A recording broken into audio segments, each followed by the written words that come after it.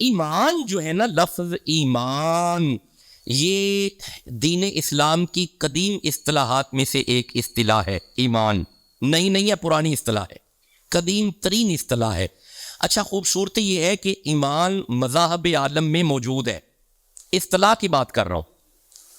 یہ جو ایمان اصطلاح ہے نا، ایمان، آپ سارے مومن بیٹھے ہیں، جو بیٹھے ہیں سبحان اللہ کہو. یہ جو ایمان ہے نا اصطلاح، یہ مذاہب عالم میں ہے. آئیے تھوڑا دیکھتے ہیں مذاہب عالم کو. اگر ہم بدھ مت کی طرف جائیں، بدھ مت ہندو مت سے قدیم مذہب ہے.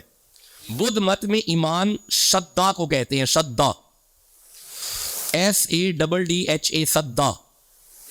ان کے یہاں شدھا ایمان ہے. ہندو مت میں شردا، شین را دال ہا الف، شردا ایمان کو کہتے ہیں. یہودیت میں امیونا ایمان کو کہتے ہیں. اسلام میں ایمان کو کہتے ہیں.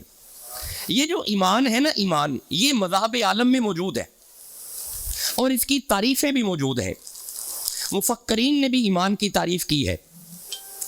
مثلا ایک مفکر ہوئے ہیں، ایک اسکالر ہے خلیل جبران، معروف اسکالر ہیں، اہل علم جانتے ہیں. یہ لکھتے ہیں faith is knowledge with in the heart beyond the reach of proof. یہ لکھتے ہیں کہ ایمان دل کی گہرائیوں سے کسی ایسی چیز کو تسلیم کرنے کا نام ہے جس کے بارے میں عقلی دلائل ختم ہو جائیں. یہ مفکر خلیل جبران لکھ رہا ہے. میں کہہ رہا ہوں ایمان پہ سب بات کر رہے ہیں. ایک اور مفکر ہوئے ہیں، انگلش رائٹر ہے سینٹ تھامس، اس کو سینٹ تھامس بھی کہتے ہیں. یہ لکھتا ہے the one who has faith no explanation is necessary, the one without faith no explanation is possible. جس کا ایمان سلامت ہے اس کے لیے کسی تشریح کی ضرورت نہیں، اور جس کا ایمان پختہ نہیں اس کے لیے کسی تشریح کی ضرورت نہیں. یہ سینٹ تھامس لکھ رہا ہے. اچھا، ہنری ڈیوڈ ایک رائٹر ہوا ہے، ہنری ڈیوڈ، اس نے بھی ایمان پہ لکھا ہے. یہ لکھتا ہے as per Henry David the smallest seed of faith is better than the largest fruit of happiness. ایمان کی ایک رائی بے یقینی کے پہاڑ سے بہتر ہے. بے یقینی کا پہاڑ ایک طرف اور ایمان کی رائی ایک طرف، یہ بہتر ہے. ہر مذہب ایمان پہ لکھ رہا ہے. بدھ مت لکھتے ہیں، ہندو مت نے لکھا ہے، تاؤ مت نے لکھا ہے، عیسائیت نے لکھا ہے، کنفیوشسزم نے لکھا ہے، زرتشتیزم نے لکھا ہے. یہ جتنے مذاہب ہیں نا، یہ سارے لکھتے ہیں ایمان پہ. یہودی لکھتے ہیں وجود خداوندی ایمان ہے، خدا کی وحدت ایمان ہے، خدا کی دائمیت ایمان ہے، خدا کا غیر مادی ہونا ایمان ہے، پیغمبروں کی باتیں ایمان ہے، موسیٰ کا سچا پیغام ایمان ہے. سکھوں نے بھی لکھا ہے ایمان پہ. سکھ لکھتے ہیں ایک خدا ایمان ہے. سکھ خدا مانتے ہیں. سکھوں کے بانی ہے گرو نانک. گرو نانک نے پتا کیا لکھا ہے؟ آپ بیٹھے ہوئے ہیں کہ جو سوئے ہوئے ہیں؟ گرو نانک لکھتا ہے گرنتھ.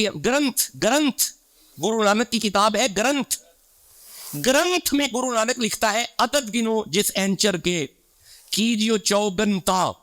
عدد گنو جس اینچر کے کیجیو چوگنتا. گرو نانک کہتا ہے کوئی بھی چیز لے لو، اس کے عدد نکالو. جس طرح بسم اللہ کی عدد ہے 786، یہ اعداد کی دنیا ہے، اہل علم جانتے ہیں. عدد گنو جس اینچر کے کیجیو چوگنتا.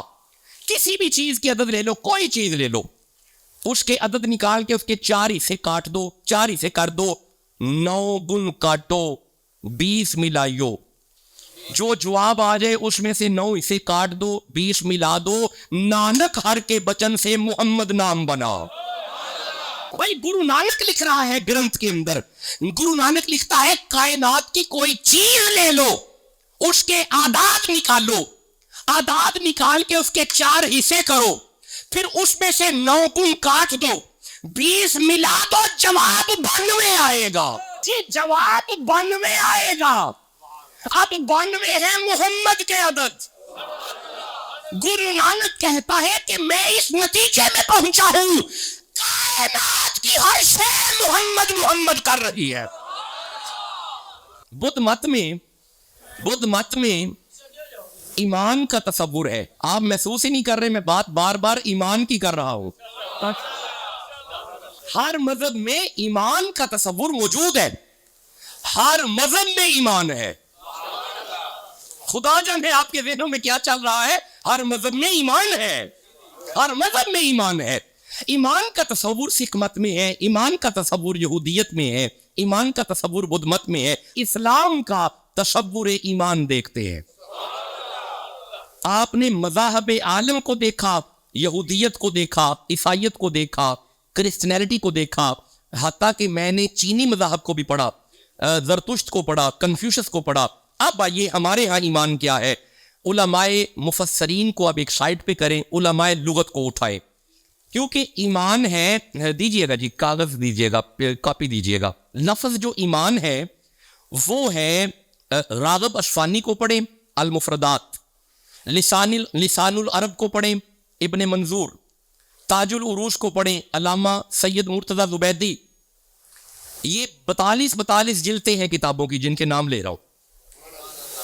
یہ کسی کی 42 جلدیں ہیں, کسی کی 24 جلدیں ہیں. چھوٹی کتابیں نہیں ہیں, یہ بڑی کتابیں ہیں. اور میں عرض کیا کرتا ہوں تاج العروش ہر مولوی نہیں پڑھ سکتا. مجھے بھی نہیں پڑھنی آتی, نہیں آتی, میں صحیح کہہ رہا ہوں. تاج العروش کیسے پڑھنی ہے میں نے 2-3 مفتیوں کو کال کی ہے, ابھی تک مجھے کسی نے بتایا نہیں پڑھنی کیسے ہے. اس کی الف بائی ترتیب سمجھ نہیں آتی. لکھی پتہ کس نے ہے؟ مولا علی کے بیٹے نے, سید مرتضی زبیدی نے لکھی ہوئی ہے. اسے مولوی مفتی نہیں ابھی یہ پڑھ پائے. یہ کیسے پڑھتے ہیں مجھے بھی نہیں سمجھ آئی. بس میں نکال لیتا ہوں جیسے بھی نکالتا ہوں, ایوی ٹول ٹپا لگ جاتا ہے. پڑھنا نہیں مجھے آتا, لیکن نکال میں لیتا ہوں. تاج العروش میں مرتضی زبیدی نے لکھا, لسان العرب میں علامہ ابن منظور نے لکھا, راغب اصفہانی نے المفردات میں لکھا. یہ لکھتے ہیں کہ لفظ ایمان جو ہے نا, اس کا مادہ اشتقاق ہے الف میم نون. یہ ہے اس کا مادہ اشتقاق, روٹ ورڈ, مادہ اشتقاق. اس سے بنا ہے ایمان. No question is that what is الف میم نون. اب سوال پیدا ہوتا ہے یہ الف میم نون کیا ہے. اب آپ اسے اکٹھا کرو, ان تینوں کو اکٹھا کرو تو یہ کیا بنے گا؟ شاباش, امن. یہ کیا بنے گا؟ امن. معلوم ہوا اگر امن ہے تو ایمان ہے, اگر امن ہے تو ایمان ہے. اگر امن نہیں تو اپنی خبر لے, تو پھر اپنا احتساب کرے. اگر امن نہیں تو پھر اپنی خبر لے. کیونکہ ایمان اسلام کی بات ہو رہی ہے, یہودیت کی نہیں. اسلام کی بات ہو رہی ہے, کرسچینیٹی کی نہیں. اسلام کی بات ہو رہی ہے, سکھزم کی نہیں. اب میں اسلام سے ایمان سمجھا رہا ہوں. اگر امن ہے, مادہ اشتقاق ہے امن. اگر امن ہے تو ایمان ہے, اگر امن نہیں ایمان نہیں. ایمان کے لیے امن. اب کتنا کو معاشرے میں امن ہے یہ آپ سے چھپا نہیں.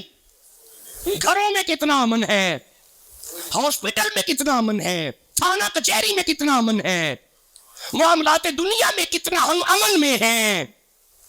یہ کتاب کھولنے کی مجھے ضرورت نہیں ہے, یہ آپ کو پتا ہے کہ امن ہے کہ نہیں ہے. گھروں میں جو فساد کی لہریں دوڑ رہی ہیں آپ سے چھپی نہیں ہے. تو جب امن ہی نہیں تو ایمان کہاں سے آئے گا؟ امن کے بارے میں علماء لغت, میرے سامنے 3 لغات ہیں, 3. لسان العرب, ابن منظور, المفردات, تاج العروش. بڑی کتابیں ہیں. ان تینوں نے ایک ہی جملہ لکھا ہے. وہ لکھتے ہیں الامن ضمانت النفس و زوال الخوف. اگر نفس مطمئن ہو جائے, خوف چلا جائے, امن آ گیا. سبحان. تو جب امن آ گیا ایمان آ گیا. اور قرآن میں نفس کے لیے نفس ہی آیا ہے. رکے میں سورہ بقرہ پڑھتا ہوں. خیر نہیں, 2 نمبر سورہ ہے, 48 نمبر آیت ہے. اللہ فرماتا ہے وَاتَّقُوا يَوْمًا لَا تَجْزِي نَفْسٌ عَن نَفْسٍ. اس دن ہر نفس کے بارے میں, ہر نفس کو, ہر جان کو उस दिन हर जान को पूछा जाएगा, हर जान को, वत्तकू, डरो उस दिन से, यौम अल्लाह, वो दिन ऐसा दिन है, ला तजज़ी नफ्सुन अन नफ्सिन, कोई जान किसी दूसरी जान के काम नहीं आएगी, कोई नफ्स किसी दूसरे नफ्स के काम नहीं आएगा। नफ्स का माना है जान, नफ्स का माना है सेल्फ इंग्लिश में, नफ्स ईगो, ये भी नफ्स को कहते हैं, ईगो। ये जो वजूद में है ना, जो हरकत कर रहा है, ये है नफ्स, ये मैं, ईगो, मैं, ये नफ्स है। मौला अली ने फरमाया था, मन आरफा नफ्साहू फकद आरफा रब्बाहू। मौला अली ने फरमाया, अगर तू चाहता है कि मैं अल्लाह तक जाऊं, इस पेचदार निजाम को देखो, तुम अल्लाह तक चले जाओगे। ये पेचदार निजाम तुम्हें बताएगा अल्लाह है, ये पेचदार निजाम तुम्हें बताएगा खालिक है। तो इत्मीनान नफ्स, अमन कहते हैं नफ्स का मुतमईन होना और खौफ का चले जाना। अच्छा, अब करना है नफ्स को मुतमईन, माल इकट्ठा करने से नफ्स मुतमईन नहीं होगा, और जिनके पास ज्यादा माल है वो ज्यादा परेशान है। गाड़ियां खरीदने से नफ्स मुतमईन नहीं होगा, कोठियां बंगले बनाने से नफ्स मुतमईन नहीं होगा। अब भाई नफ्स कैसे मुतमईन होगा? ठहरिए, अब सूरह हशर मेरे सामने आई है। अल्लाह फरमाए बिस्मिल्लाहिर्रहमानिर्रहीम, वमा आताकुमुर रसूलु फखुजूहु वमा नहाकुम अन्हु फंतहू। अगर चाहते हो नफ्स मुतमईन हो जाए, जो शे रसूल पकड़ाए वो पकड़ लो, जिससे रसूल छुड़ाए उसे छोड़ दो। जो रसूल पकड़ाए उसे पकड़ लो, और जिसे रसूल छुड़ाए उसे छोड़ दो। रसूल जिस तरफ लेके जाए उस तरफ आ जाओ, नफ्स मुतमईन हो जाएगा। या रसूलुल्लाह हुक्म करे, हमारा नफ्स कैसे मुतमईन होगा?